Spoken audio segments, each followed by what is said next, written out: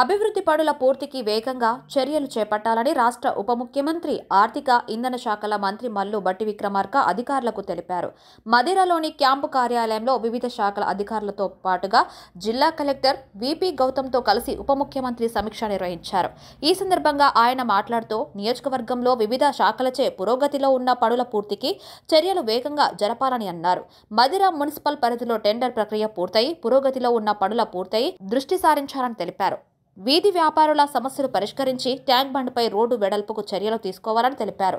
అమ్మరిపేట చెరువులో గణేష్ నిమజ్జనానికి బదులు ప్రత్యామ్నాయ చెరువును గుర్తించాలని తెలిపారు.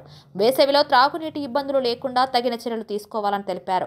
రోడ్లు, భవనాల శాఖచే చేపట్టాల్సిన నూతన పనులు, బీటీ రోడ్ల అభివృద్ధిపై ప్రతిపాదనలు సమర్పించాలని అధికారులకు సూచించారు. అంతేకాకుండా విద్యార్థులు లేక మూతబడిన పాఠశాల భవనాలను నియోజకవర్గంలో మంజూరు అయి ఇతర ప్రదేశాల్లో నడుస్తున్న రెసిడెన్షియల్ పాఠశాలలకు కేటాయించాలని నియోజకవర్గంలో 3 ఎస్సీ, 4 బీసీ, 1 మైనారిటీ రెసిడెన్షియల్ పాఠశాలలు ఉండగా సొంత భవనాలు లేని వాటికి స్థల కేటాయింపు అయిన చోట భవనాల నిర్మాణానికి ప్రతిపాదనలు సమర్పించాలన్నారు.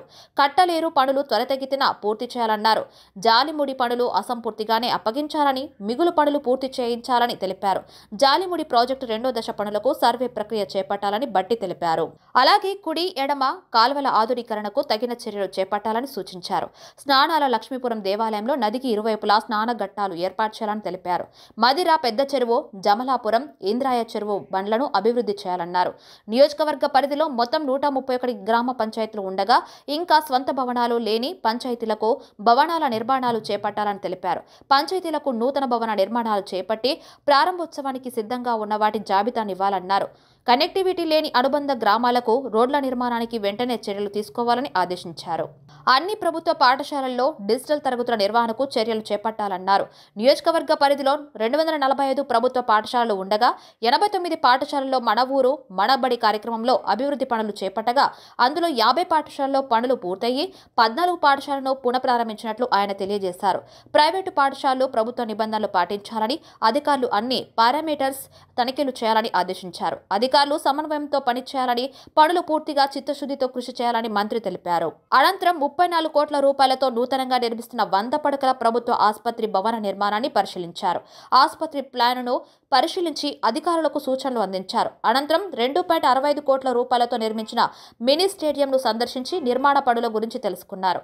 ఈ స్టేడియంలో 400 మీటర్ల athletic track, cricket pitch, long jump court, outdoor kho kho court పనులు త్వరితగతిన పూర్తి చేయాలని కాంట్రాక్టర్లకు తెలిపారు. అనంతరం ప్రభుత్వ డిగ్రీ కళాశాలను పరిశీలించారు. కళాశాల స్థలానికి ప్రహారీ గోడ నిర్మాణం చేపట్టాలని అధికారులకు తెలిపారు. కళాశాల విద్యార్థులు మినీ స్టేడియంలో క్రీడా ఏర్పాట్లను సద్వినియోగం చేసుకునేలా తగిన చర్యలు తీసుకోవాలని మంత్రి బట్టి తెలిపారు.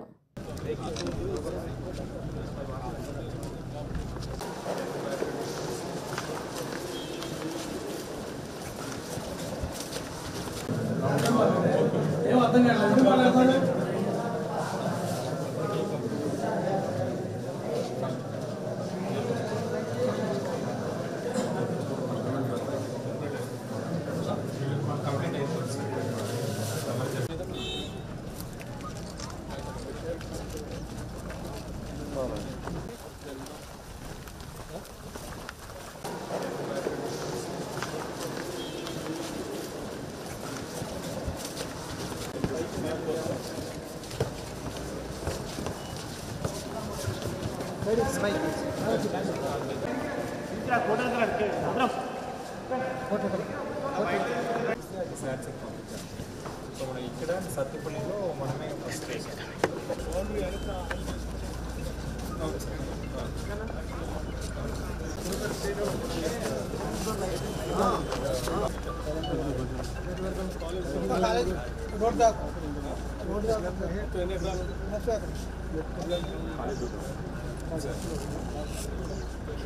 ఇంటర్ కూడా కలిపి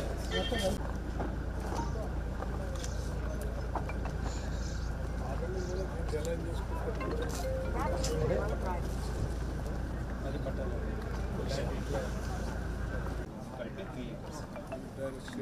స్ట్రైట్ ఆలివ్